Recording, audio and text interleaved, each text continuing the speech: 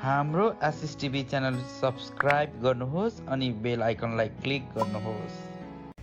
नमस्ते दर्शकवृन्द, आज मैले तपाईहरुसँग एकजना यस्तो व्यक्तित्वसँग कुरा गर्दैछु र तपाईहरुको अगाडि ल्याउँदैछु।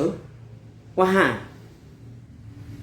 किङ्स कलेजको अध्यक्षको रूपमा पहिला काम गरिसक्नु भएको छ। त्यस्तै भेनस हस्पिटलमा डिरेक्टरको पद सम्हालिसक्नु भएको छ अनि मेगा हस्पिटलको सिइओको जिम्मेवारी पनि पूरा गर्नुभएको छ। साथै अहिले उहाँले विभिन्न व्यवसाय बिजनेसमा पनि हात हाल्नु भएको छ र उहाँ सक्सेसफुल बिजनेसम्यान पनि हुनुहुन्छ। उहाँ हुनुहुन्छ महेन्द्र खड्का। सर नमस्ते। जय मसी। जय मसी। कस्तो हुनुहुन्छ हजुर? एकदम आराम छु। हजुरलाई कस्तो छ? मलाई पनि राम्रो छ हजुर। हजुरसँग कुरा गर्न पाउँदा यो अवसर दिनुभयो, यहाँको लागि धेरै धन्यवाद। Thank you. मलाई पनि खुसी लाग्यो। सर हामी अब अगाडि जाउँ है त। यहाँलाई आफ्नो कसरी परिचय दिन मन लाग्छ? म चाहिँ एकदम पश्चिमको एउटा दैलेखको नारायण नगरपालिका अन्तर्गत किमु गाउँमा मेरो जन्म भएको थियो। हामी सायद 1 वर्षको हुँदा सुर्खेततिर हामी बस्ती सरेको रहेछौँ। हजुर। सुर्खेतमै मेरो बाल्यकाल बित्यो र म सुर्खेतको वीरेन्द्रनगर नगरपालिका अन्तर्गत न्यावारी भन्ने अमरज्योति माध्यमिक विद्यालयमा मेरो स्कुलिङ भएको थियो। हजुर। अनि त्यसपछि कलेज लाइफ मेरो धेरै काठमाडौँमै बित्यो। पढ्ने क्रममा म यहाँ आएको थिएँ र धेरै कुराहरू मेरो धेरै समय चाहिँ अहिले सुर्खेतमा भन्दा बढी काठमाडौँमा बितेको छ मेरो। हजुर। अनि अहिले काठमाडौँमा नै धेरै समय बिताउनुहुन्छ। हजुर। खुसी लाग्यो। अनि सर हजुरले आफ्नो पारिवारिक पृष्ठभूमिको बारेमा हाम्रा श्रोतावृन्द र दर्शकवृन्द के बताइदिनुहुन्छ कि? मेरो पारिवारिक पृष्ठभूमि अनौठो खालको छ। मेरो हजुरबुवा प्रताप खड्का हुनुहुन्थ्यो। हामी राम्रै परिवारका थियौँ। गाउँमा समाजमा अलिकति प्रतिष्ठित व्यक्ति नै हुनुहुन्थ्यो उहाँ। र मेरो पिताजीको नाम चाहिँ भक्तबहादुर खड्का। हजुर। उहाँ चाहिँ समाजसेवी र उहाँ पोलिटिक्समा पनि धेरै अगाडि हुनुहुन्थ्यो उहाँ। मेरो आमाको नाम चाहिँ पद्मादेवी खड्का। अनि हामीहरू चाहिँ 3 दाजुभाइ एउटा दिदी। हजुर। हामी 4 भाइ बहिनीको परिवार हो र म घर परिवारको म कान्छो छोरो हुँ। हजुर।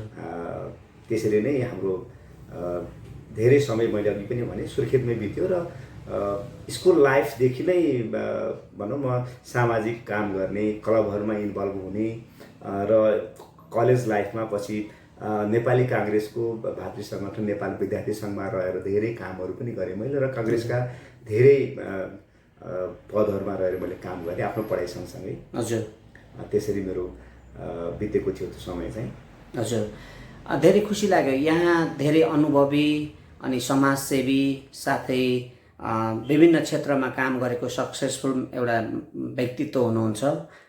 यहाँसँग हामीलाई कुरा गर्न पाउँदा धेरै खुसी लाग्छ। सर तपाईँले आफ्नो पारिवारिक ब्याकग्राउन्डको सम्बन्धमा कुरा गर्दा एउटा धार्मिक कुराहरूलाई पनि तपाईँले जोड्नुभयो भने यसलाई कसरी ल्याउन सक्नुहुन्छ? यसमा म अलिकति अरू पनि कुरा जोड्न चाहेँ हजुर। हजुर। कस्तो छ भन्दा म पढ्ने क्रममा जब काठमाडौँमा आएँ, हामी भ्याली बाहिरबाट आएका मान्छेहरूलाई काठमाडौँमा मेहनत गर्ने, दुःख गर्ने त्यो त छँदैछ र सँगसँगै मैले आफ्नो करियर पनि सँगसँगै सुरु गरेँ। मैले पढाइ सक्ने बित्तिकै मैले काठमाडौँमा एउटा 32 फुटेलमा त्यतिखेर किङ्स कलेज भन्ने 2060 सालमा हामीले इस्टाब्लिस गऱ्यौँ र राम्रै चलाउँदै थियौँ। त्यो चल्दै थियो। अनि म चाहिँ हिन्दू ब्याकग्राउन्डको मान्छे, घरमा पूजाआजा गर्ने, म आफै पनि बिहान पूजाआजा नगरिकन ननुहाइकन चिया पनि नपिउने मान्छे। मेरो लाइफ राम्रै चल्दै थियो। हजुर। त्योभन्दा अगाडि मेरो बुवाको देहान्त भइसकेको थियो। उहाँको क्यान्सरले देहान्त भएको थियो। कति सालमा देहान्त भएको छ? उहाँको 2056 सालमै देहान्त भएको थियो र क्यान्सरको उपचार हुन सकेन उहाँको? त्यतिखेर नेपालमा क्यान्सरको ट्रिटमेन्ट थिएन। हजुर। अनि हामी उहाँलाई इन्डियामा लिएर ट्रिटमेन्ट गर्थ्यौँ मुम्बईमा। हजुर। क्यान्सर भएको लगभग 7 वर्षपछि चाहिँ उहाँको देहान्त भयो र त्यतिखेर नेपालमा क्यान्सरको ट्रिटमेन्ट थिएन। हजुर। एकदम महँगो पनि थियो। हजुर। अनि त्यो चल्दै थियो। चल्ने क्रममा चाहिँ पछि म यहाँ आफू काम व्यवसाय गर्न थालिसकेपछि मैले मेरो आमालाई, मेरो दिदीहरूलाई अनि उहाँहरू पनि काठमाडौँमै सँगै बस्ने क्रममा थियौँ हामी। हजुर। अनि त्यो हुँदाहुँदै कलेज राम्रै चलिरहेको थियो र हजुर। मेरो आमाको किडनी फेल भयो त्यसपछि। आमाको पनि किडनी फेल भयो फेरि आमाको किडनी कति वर्ष पछाडि बुवा हुँदै गर्दा बुवा बितिसकेपछि कति सालको कुरा होला सर यो चाहिँ 64 सालमा सालको कुरा हो। अनि आमाको त्यो किडनी फेलियर भइसकेपछि हामीले चाहिँ जोरपाटी मेडिकल कलेजमा डाक्टर प्रमोद छेत्रीको निगरानीमा अनि हामीले उहाँको ट्रिटमेन्ट गऱ्यौँ र लामो समय हामीले डायलिसिस गऱ्यौँ। हजुर त्यो त्यो गर्दै थियौँ, त्यो छँदै थियो, मेरो आफ्नो कामहरू चलिरहेको थियो। अनफर्चुनेटली मैले पछि कलेज पनि मैले बेच्न पर्यो। त्यसमा चाहिँ कसरी बेच्नु पर्यो त भन्दा फेरि आमाको ट्रिटमेन्ट त चलिरहेको थियो अनि मलाई क्यान्सर भयो। हजुरलाई पनि क्यान्सर भयो? ब्लड क्यान्सर भयो। त्यतिखेर म चाहिँ भेनस हस्पिटलको बोर्ड मेम्बर भइसकेको थिएँ। हजुर। अनि मलाई ट्रिटमेन्ट गर्नलाई अलिकति पैसा पनि आवश्यक पर्यो र अनि मैले त्यतिखेर त्यो कलेजलाई सेल पनि गरेँ। हजुर। अनि म यहाँबाट इन्डिया गएँ। इन्डिया गएर ट्रिटमेन्ट गरेँ। इन्डिया गएर ट्रिटमेन्ट गरिसकेपछि चाहिँ चलेको थियो। फेरि नेपाल आएर अलिकति पैसा जम्मा गरेर फेरि म ब्याङ्ककमा गएर ट्रिटमेन्ट गरेँ र क्यान्सर मलाई नर्मल हुँदै थियो, क्यान्सर 0 त भएको थिएन। हजुर। फेरि मुटुमा समस्या आयो मलाई नै। हजुर। मुटुमा समस्या आइसकेपछि ट्रिटमेन्ट गर्ने त क्रम जारी थियो। अनि हामी धार्मिक आस्था अनुसार पूजापाठ गर्ने, जान्नेहरू कहाँ जाने, त्यो सबै कुराहरू हामीले गर्दैथ्यौँ। तर पनि केस अझ बिग्रिँदै थियो। पछिसम्म कस्तो त भयो त क्यान्सरको ट्रिटमेन्ट एकातिर चलिरहेको छ अनि अर्कोतिर फेरि हजुरको यो मुटुको समस्याले गर्दा बाहिरबाट कुनै कपडाले यसरी छोयो भने पनि त्यो भित्रसम्म दुख्ने, पेन हुने, मेरो हिँडाइ पनि यसरी हिँड्नु पनि, कसैले नमस्कार गर्यो भने पनि यसरी नमस्कार गर्ने, त्यो लेभलको पीडाबाट गुज्रिरहेको थिएँ। ट्रिटमेन्ट चलिरहेको थियो। मेरो त्यतिखेर चाहिँ सानो छोरी पनि जन्मिसकेका थिइन्। हजुर। 2टा छोरी, मेरो ठुलो छोरी, सानो छोरी थिइन्। हजुर। अनि त्यो ट्रिटमेन्ट चलिरहेको थियो। अनि फेरि अर्को समस्या एकातिर फेरि ठुलो छोरीको यो हात नचल्ने समस्या थियो। फेरि हात पनि नचल्ने। ट्रिटमेन्ट हामीले कहीँ बाँकी राखेनौँ, धेरै ट्रिटमेन्ट गऱ्यौँ। आफ्नो समस्या एकातिर छ, आमाको समस्या एकातिर छ, अनि छोरीको फेरि समस्या छ। अनि 2-3 वर्षदेखि आफूले काम गरेको छैन, आर्थिक समस्या बढ्दै गयो, खर्च बढ्दैछ तर इन्कम छैन। कसरी मेन्टेन गर्नुभयो त्यो खर्चहरूलाई सर? त्यो पहिलाको ब्याकअपले धान्दै थियो। त्यतिखेरसम्म मैले कलेज पनि बेचेँ अनि आफ्नो हस्पिटलको अलिकति आम्दानी त्यसले पनि चल्दै थियो। र पछि धान्न नसक्ने स्थिति भएपछि चाहिँ म चाहिँ यहाँ आमा काठमाडौँ हुनुहुन्थ्यो। आमालाई के भने मलाई अलिकति ट्रिटमेन्ट गर्नलाई फेरि पैसा चाहिने भयो। आमा अब हामी सुर्खेत गएर अलिकति के जग्गा बेच्नु पर्ला, नभए ब्याङ्किङ गरेर चाहिँ हामी चाहिँ जाउँला भनेर हामी यहाँबाट आमा र म चाहिँ सुर्खेत गयौँ। हजुर। सुर्खेतको गइसकेपछि चाहिँ मेरो दाजु दुवैजना बाहिर हुनुहुन्थ्यो त्यतिखेर चाहिँ। हजुर। अनि ठुलो दाइको परिवार सुर्खेत मेरो घरमा हुन्थ्यो। सुर्खेत वीरेन्द्रनगरको मनिकापुर भन्ने ठाउँमा हाम्रो घर हो। अनि गइसकेपछि साँझ बस्यौँ, गफ गऱ्यौँ। अनि केटाकेटीहरूको भतिजा यसो पढाइसलाई के छ भनेर यसो चेक गरौँ भने उनीहरूको पढाइ अलिक कमजोर लाग्यो। अनि त्यो लागिसकेपछि चाहिँ भाउजूलाई अलिकति सम्झाउने पनि अलि रिसाएको जस्तो, पढाइकेटी भएन, केटाकेटीले हजुरले बढी केयर गर्नु पर्यो भनेर भन्न थाल्यौँ। अनि अर्को समस्या के रहेछ त त्यहाँ भन्दा मेरो भाउजू पनि काम नै फेरि उहाँ पनि काम नै, घन्टौँ काम नसक्ने। अनि उहाँ कामेको बेलामा चाहिँ 2 बकेट पानीसम्म पिउन सक्ने उहाँले। ओहो, धेरै कुराले उहाँहरू पनि सतार भइसक्नु भएको। अलिकति त्यही कारणले होला अलिकति उहाँलाई असन्जो फिल भइरहेको। अनि मैले त्यो भने। अनि त्यसपछि हामी साँझ खाना खायौँ, सबै आफ्नो सुत्यौँ। बिहान चाहिँ आमा र म चाहिँ आफ्नो काममा गयौँ। हामी ब्याङ्किङ गर्ने या पैसा निकाल्ने के काममा गयौँ। पैसा चाहिएको ट्रिटमेन्ट गर्न जानु छ, क्यान्सर छ आफूलाई, यतातिर फेरि मुटुमाको समस्या छ, गर्दै थियौँ। र अनि हामी गइसकेपछि चाहिँ दिउँसोको सायद 12 बजिसकेको हुनुपर्छ। असारको महिना थियो, पानी परिरहेको थियो, खेतीको सिजन थियो, घरमा आँपहरू टन्नै पाकिरहेको स्थिति थियो। बिहान हामी आँप खायौँ, चिया खायौँ, अनि हामी हिँड्यौँ आमा छोरा। अनि गइसकेपछि जब हामी त्यो ब्याङ्कमा, त्यहाँ रारा विकास ब्याङ्क भन्ने थियो, अहिले त्यो चाहिँ मर्ज भएर अरू ब्याङ्कमा गयो, मर्जरमा गयो थियो। अनि त्यसपछि त्यो ब्याङ्कमा हामी पुगेर कुरा गर्दै थियौँ लोनको बारेमा। असारको महिनामा जग्गा बेच्ने गर्ने भएन। अनि कुरा गर्दै अनि मलाई दाइले फोन गर्नुभयो विदेशबाट, बाबु भाउजू र केटाकेटीहरू घरमा छैनन् रे, तिनीहरू सुसाइड गर्न गए रे।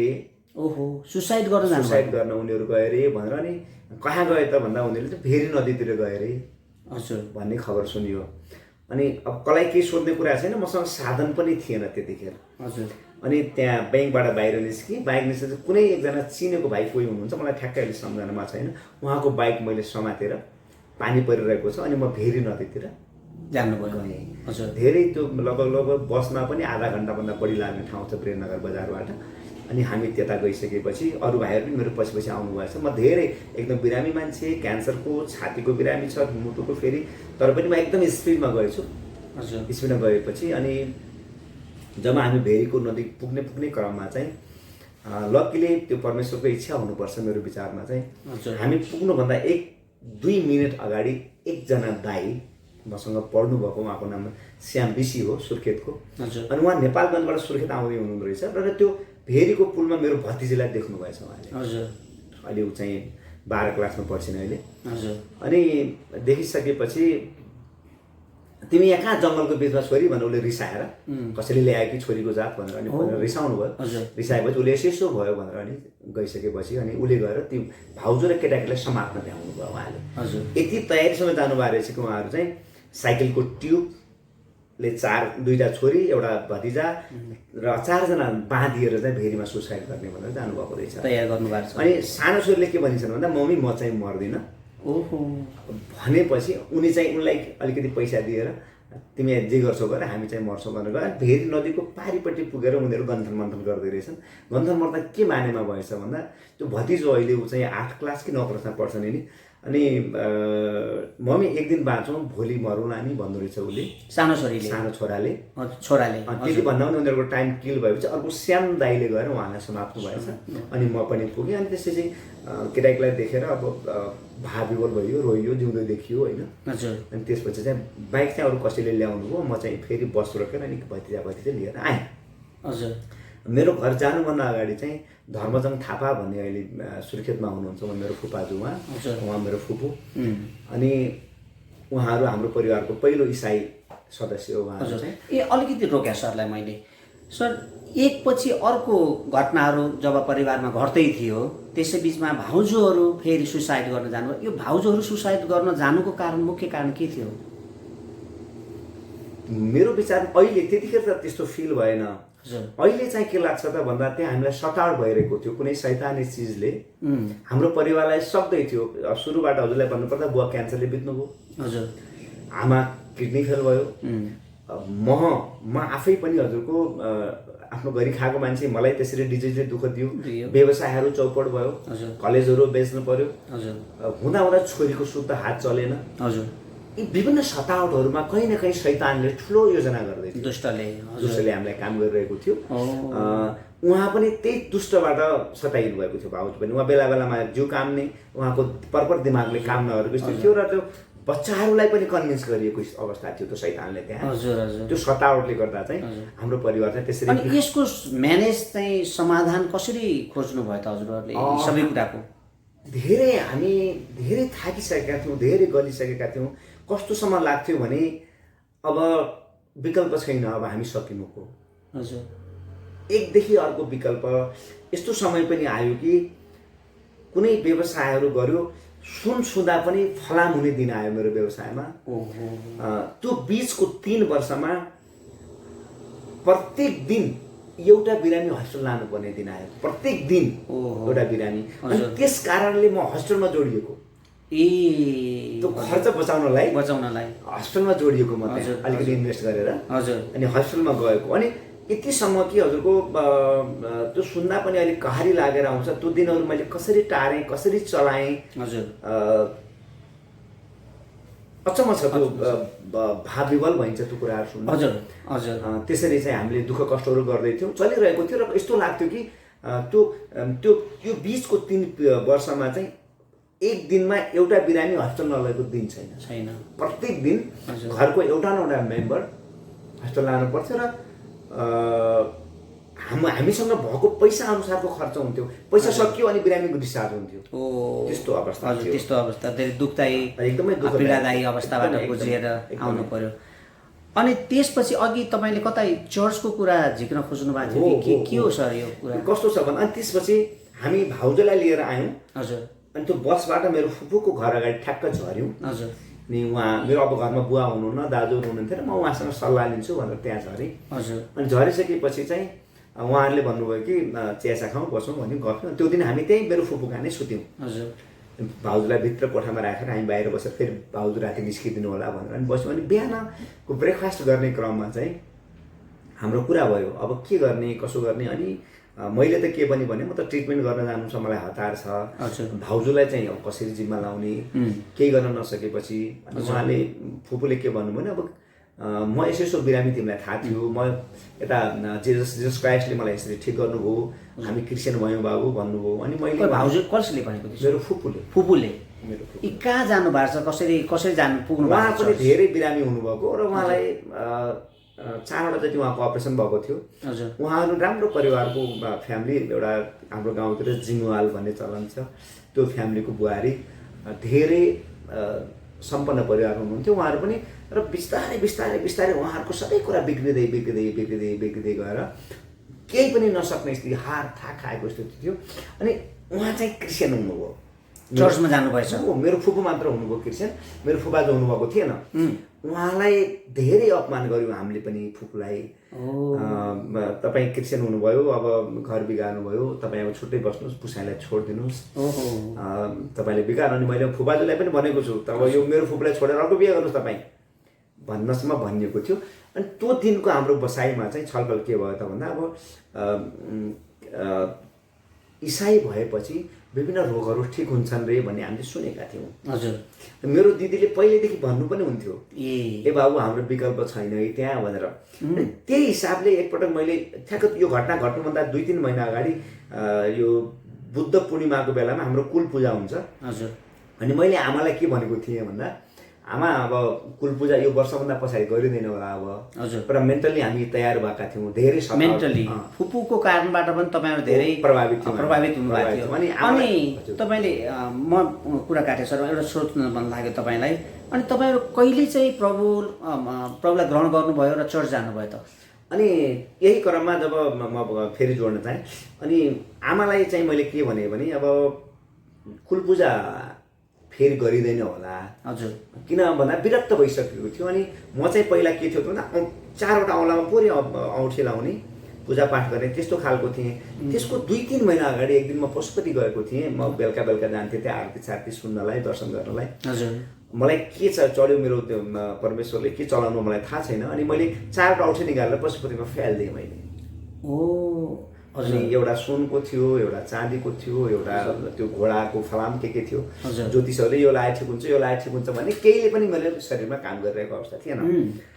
अनि मैले नदीमा फ्यालिदिएँ। अनि मेरो आमाले भन्नुभयो सुनको त नफाले हुन्थ्यो नि बाबु भन्नुभयो। मैले भने भयो भने लोभ लाग्छ आमा, त्यस कारण फ्यालिदिएको भने मैले। अनि त्यस्तो चलिरहेको थियो, सन्चो हुन सकेको थिएन। अनि सुर्खेतमा त्यो भइसकेपछि चाहिँ फुपूले भन्नुभयो अब इसाई हुने भन्नु। मैले भने कि योभन्दा अगाडि आमाको कुरा जोड्न चाहेको थिएँ मैले। अनि आमालाई मैले के भने अब पूजा गरिँदैन नेक्स्ट इयरदेखि, हजुर चाहिँ आफ्नो कुल पूजा गर्ने अन्तिम इच्छा पुऱ्याएर आउनुहोस् भनेर जानुभयो आमा।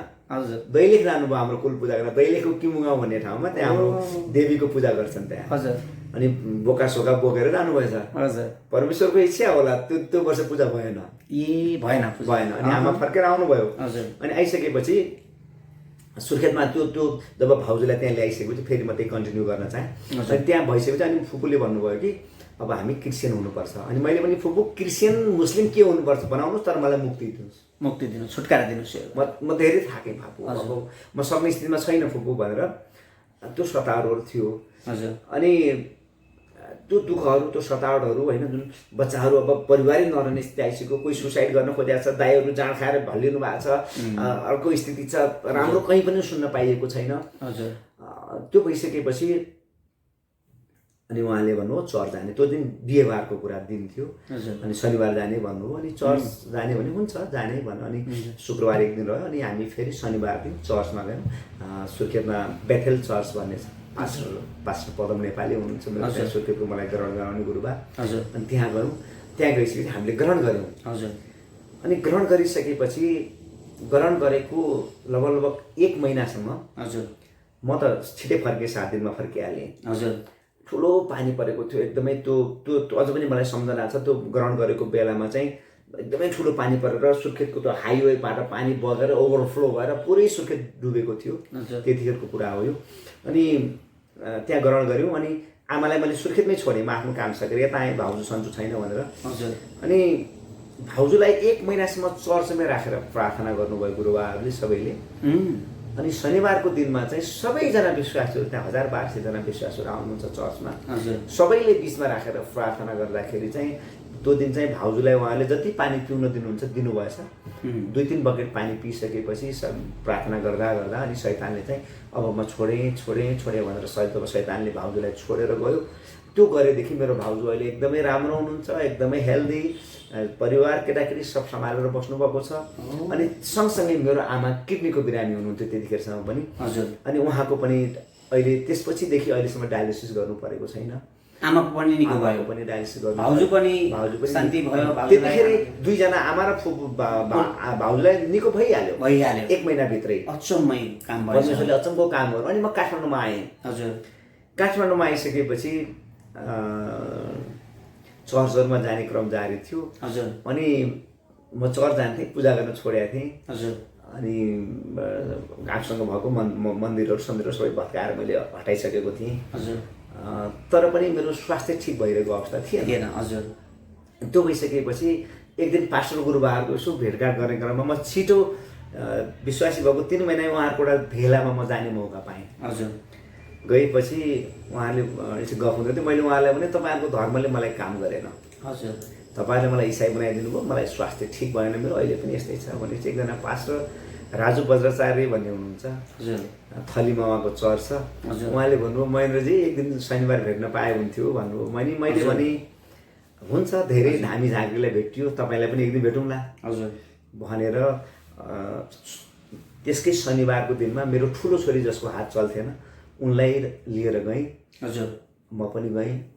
अनि 2 घन्टाको सङ्गति सकेपछि अनि उहाँले चाहिँ आउनुभयो, तेलले राखेर प्रार्थना गर्नुभयो। अनि यसरी ढापा अब मैले चाहिँ अब ठिक हुन्छ भन्नु। मैले ठिक हुँदैन गुरुको, हजुरको गफै हो यो, त्यति मैले के भनेको थिएँ। अनि उहाँ हाँस्नुभयो र मेरो छोरीलाई उहाँको छोरीहरूले उतातिर लिएर खेलाउने के खुवाउन थाल्नुभयो। अनि उहाँले तपाईँसँग म 1 घन्टा बस्छु भन्नुभयो। अनि त्यो दिन चाहिँ उहाँले मलाई धेरै कुरा सिकाउनु भयो। अनि मैले आफ्नो गल्ती त्यहाँनिर पत्ता लगाएँ। म चर्च जान थालेँ, तर म साँचो मनले परमेश्वरलाई ग्रहण गरिरहेको अवस्था रहेनछ। उहाँले भन्नुभयो तिमीले अलिकति पनि यो रायोको गेडा जति पनि तिमीले विश्वास गर्यौ भने तिम्रा सबै समस्याहरू हटिजानेछन् भन्नुभयो। र उहाँले मलाई दुःख सुखमा बाइबल कसरी पढ्ने, कसरी प्रार्थना गर्ने सबै कुरा सिकाउनु मैले नोट गरेर लिएर आएँ। अनि त्यो दिन नक्सालमा बहालमा बस्ने, मैले घर पनि बेचिसकेको अवस्था थियो। साँझ बसेँ, म खानासाना खाएर बच्चाहरू सुतिसकेपछि चाहिँ खै परमेश्वरले कसरी मलाई चलाउनु भयो। अनि बाइबल पढेँ, अनि प्रार्थना गरेँ मैले। खै थाहा छैन परमेश्वरको इच्छा होला। अनि म त्यो दिन एकदमै रोएर परमेश्वरले मलाई आफूमा ल्याउनु भयो।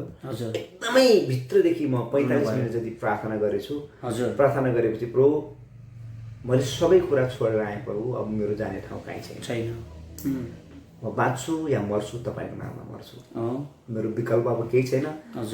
विकल्प हो भने हजुरले देखाउनु पर्छ प्रभु, अब मेरो जाने ठाउँ कहीँ छैन। सबै कुराहरू सबै राख्नुभयो। म एकदमै रोएर मेरो त्यो लगाएको टी सर्ट पुरै भिज्ने गरेर रोएछु। अनि के भयो त त्यसपछि? अनि त्यो दिन सुतेँ म, प्रार्थना गरेर सुतेँ। त्यो दिन हो या त्यसको भोलिपल्ट मलाई याद छैन। अनि सपनामा चाहिँ फेरि रोएर प्रार्थना गर्दै रहेछु। अनि रोएर प्रार्थना गर्दै थिएँ। अनि प्रभुले दर्शन दिनुभयो, जिजस क्राइस्टले। म केही पनि बोल्नु भएन, म प्रार्थना गरिरहेको छु, बोल्नु भएन। मैले प्रभु म के गरौँ, म कहाँ जाउँ, मरु कि बाँच्छु, हजुरले जवाफ दिनुपर्छ प्रभु भनेपछि उहाँ यस्तरी मुस्कुराएर हात उठाउनु भयो। अनि हात उठाएर जानुभयो प्रभु। अनि बिउजिँदाखेरि रातिको 2:15 बजेको रहेछ। अनि थ्याङ्क यू गड भने यत्रो वर्ष हिन्दू कल्चरमा प्रार्थना पूजापाठ गर्दै आएर अहिलेसम्म कुनै भगवान्को दर्शन नपाइरहेको म जस्तो मान्छेलाई जब प्रभुले दर्शन दिनुभयो, त्यो दिनदेखि म सच्चा एउटा इसाई क्रिस्चियन जिजस क्राइस्टको भक्त त्यो दिनदेखि भएँ म। अनि तपाईँले त्यो दिनमा चाहिँ यसरी म भक्त भएँ भनेर तपाईँलाई भित्रदेखि नै आयो एकदमै? के फिल गर्नुभयो? मैले के फिल गरेँ भन्दा चर्च गएर कसैलाई ढोगेर बाइबल पढेर मात्र अनुयायी भइदो रहेछ, साँचो इसाई भइदो रहेछ मनलाई झुकाउन सक्नु पर्दो रहेछ, मनलाई परमेश्वरमा लानु पर्दो रहेछ, सच्चा मनले मागेको कुरा परमेश्वरले दिनुहुँदो रहेछ।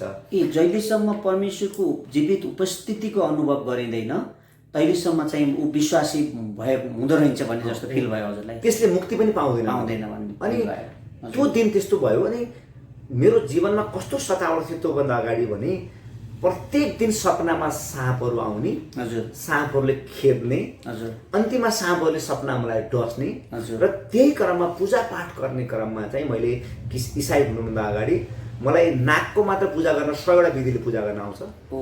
मलाई जसले सिकाए त्यही गरेँ मैले, हजुर, तर मैले दुःख पाउन छोडेको थिएन। अनि सबैले नाकको पूजा गर भन्थे, गर्थेँ, तर त्यसैले मलाई दुःख दिइरहेको थियो। र त्यसको भोलिपल्ट फेरि सपनामा मैले काठमाडौँमा सुतिरहेको थिएँ, तर सपना मैले मेरो सुर्खेत घरको देखेँ।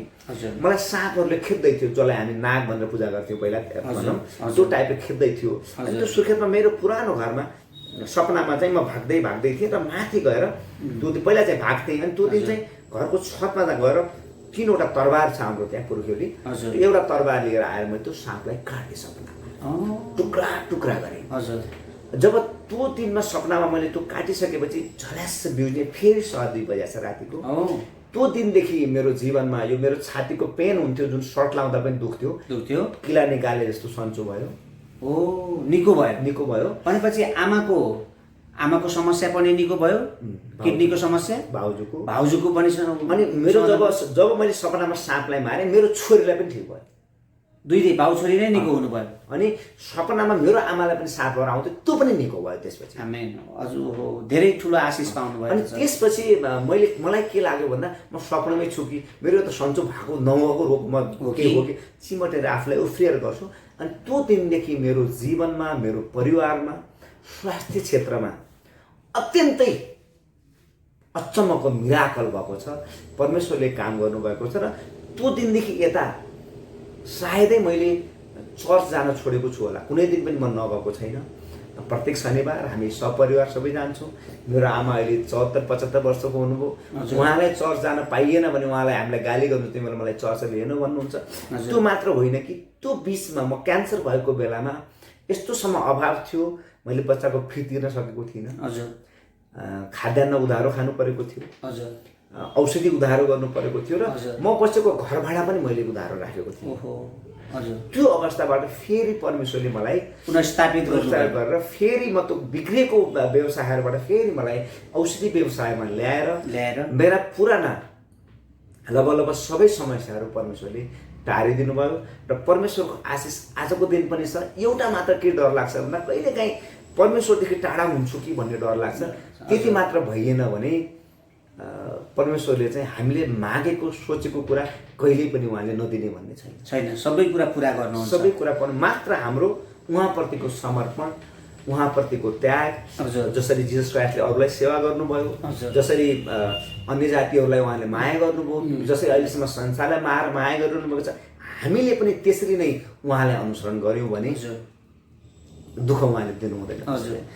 अति खुसी लाग्यो सर, तपाईँको यो हृदय विदारक कहानी तपाईँले बताउनु भयो र परमेश्वरको स्वर्गीय आशिष प्राप्त गरेको अनुभव तपाईँले सेयर गर्नुभयो। यसबाट धेरै लाखौँ दर्शकहरू चाहिँ आशिषित हुनुहुन्छ। र यो जीवित काम परमेश्वरले जुन तपाईँको जीवनमा, आमाको जीवनमा, भाउजूको जीवनमा, छोरीको जीवनमा गर्नुभएको थियो, यो कुरा धेरै दर्शकहरूको बिचमा जो समस्याबाट ग्रसित हुनुहुन्छ उहाँहरूलाई पनि उहाँले यो सुन्दै गर्दा उहाँहरू पनि चङ्गाई पाउनुहुनेछ। सर, तपाईँले धेरै आशिषित कुरा बाँड्नुभयो। अन्तिममा हजुरलाई छुटेको के कुरा म बाँडौँ जस्तो लाग्छ हाम्रो दर्शक वृन्दहरूलाई? अब यसमा मेरो दुःख त मैले सबै कुराहरू यहाँलाई भने। हजुर, हामीले नजानिकन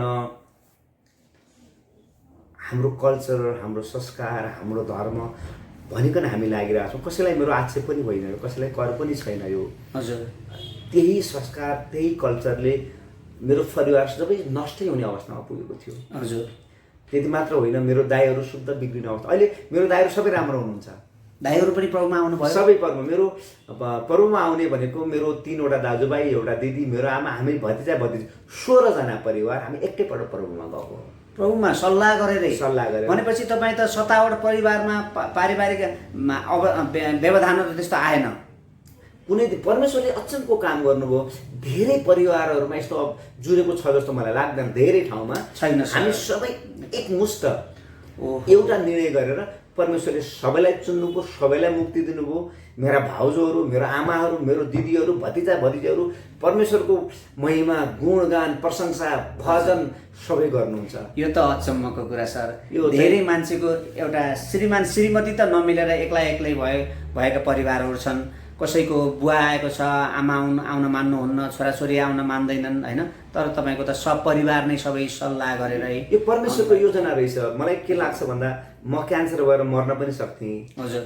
मेरो आमा किडनी फेल भएर मर्न पनि सक्नुहुन्थ्यो। मेरो भाउजू केटाकेटी नदीमा सुसाइड गरेर मर्न पनि सक्थे। तर परमेश्वरले त्यो चाहनु भएन, किनकि उहाँ धेरै हामीलाई प्रेम गर्नुहुन्छ। हजुर। उहाँ आफू मात्र मर्नु भएन, आफू मरेर फेरि यो जब जीवित भएर जुन स्वर्ग जानुभन्दा अगाडि हामीलाई जीवित पार्नलाई उहाँ फेरि आफ्नो रगत बगाउनु भयो। त्यो कोर्रा खानुभयो, त्यो दुखाइ, त्यो सहाय, त्यो हाम्रा लागि थियो। त्यो फिलिङ्स अहिले आउँछ। कदम कदाचित कसैले टाइममा सुसमाचार सुनाइदिएको भए 15-20 वर्ष अगाडि सायद बुवा पनि त्यसरी जानुहुन्थेन होला। हजुर। हामीले धेरै सम्पत्तिहरू पनि गुमाउनु पर्यो, त्यो पनि गुम्थेन होला। र परमेश्वरको इच्छा के थियो त भन्दा तिमी बाँचेर तिमीले केही कुरा गर्नुपर्छ, सुसमाचार सुनाउनुपर्छ, मरेको हातमा बचाउनुपर्छ भनेर जुन हामीलाई जिम्मेवारी दिनुभएको छ त्यो हामीले पुरा गर्नुपर्छ। नबुझेका मान्छेलाई बुझाउनुपर्छ, त्यो लाग्छ मलाई। हजुर। धेरै आशिषित कुरा बताउनु भयो, भित्रको आफ्नो हृदयको कुराहरू खोल्नुभयो, जसले गर्दा धेरै लाखौँ दर्शकहरूलाई चाहिँ आशिषित तपाईँले बनाउनु भएको छ। सर, तपाईँले अब अन्तिममा तपाईँलाई लाखौँ लाख दर्शकहरूले हेरिराख्नु भएको छ, उहाँहरूको निम्ति तपाईँले के भन्न चाहनुहुन्छ त? म उहाँहरूलाई एउटै मात्र कुरा भन्छु, यो पृथ्वी र यो जगतमा एउटा मात्र परमेश्वर हुनुहुन्छ। हजुर। एकमात्र परमेश्वरको पुत्र जीवित जिसस क्राइस्ट हुनुहुन्छ। हजुर। उहाँले जसरी हाम्रा लागि दुःख कष्ट भोग्नुभयो, त्यो अपमान सहनुभयो, परमेश्वरको इच्छाका कारणले लकिली म पनि त्यो इजरायलको जेरुसलेमदेखि सबै कुराहरू उहाँले गरेका कामहरू प्रत्यक्ष देखेर आउने मौका पाएँ मैले, जन आशिष भएको मौका पाएँ मैले। र के हो त भन्दा मात्र उहाँमा मात्र मुक्ति छ, उहाँमा मात्र उद्धार छ, उहाँमा मात्र सबै कुराको चङ्गाई छ। जसरी मेरो परिवारले पुरै चङ्गाई पायो, त्यसै गरी सबैले चङ्गाई पाउनुहुन्छ। यो बिना निशुल्क, बिना पैसा लाग्दैन, यसमा निशुल्क छ। यो एकचोटि ग्रहण गरेर हेर्नुहोस्, यस्तो चिज छ यो बिना पैसा पाइने। एकपटक चाखेपछि त्यसको स्वाद त्यसले मात्र थाहा पाउँछ। भन्नेले त धेरै कुराहरू भन्नुहुन्छ, एकखेरी चाखेर त हेर्नुहोस् जुन भन्नुभएको छ, यसको स्वाद चाख्ने मान्छेलाई थाहा हुन्छ। जस्तो ड्रगिस्टले ड्रगै खोज्छ, अल्कोहोलिस्टले अल्कोहोलै खोज्छ, मांसाहारीले मांसाहारी नै खोज्छ, त्यस्तै जिसस क्राइस्टको स्वाद हाम्रा लागि सेक्रिफाइस गर्ने परमेश्वर संसारमा अर्को छैन होला। छैन। हजुर। मैले जानेसम्म, मैले देखेसम्म, मैले इतिहास पढेसम्म त्यो मैले पाएको छैन। हजुर। त्यो भएको हुनाले सबैमा मेरो आग्रह छ, कसैप्रति मेरो पूर्वाग्रह होइन। यो धर्म होइन, यो त एउटा विश्वास हो। जिसस क्राइस्ट कसैलाई धर्म परिवर्तन गर्न आउनु भएको होइन। उहाँ त सबैलाई मुक्ति दिन आउनुभयो, चङ्गाई दिन आउनुभयो। दुःख परेका मान्छेहरूलाई, आफ्ना चेलाहरू, आफ्ना लाइसम्म त गोडा धुने परमेश्वर। हजुर। यहाँ त गोडाको जलहरूले खान्छन्, खुवाउँछन्। त्यस्तो परमेश्वर मैले अहिलेसम्म थाहा पाएसम्म मैले पाएको छैन। जसले यसलाई पाउनु भएको छैन, तपाईँहरूले घर परिवारमा दुःख पाइरहेको छ, कति आत्माहरूले दुःख पाइरहेका छन्, कति चङ्गाई पाएका छैनन्।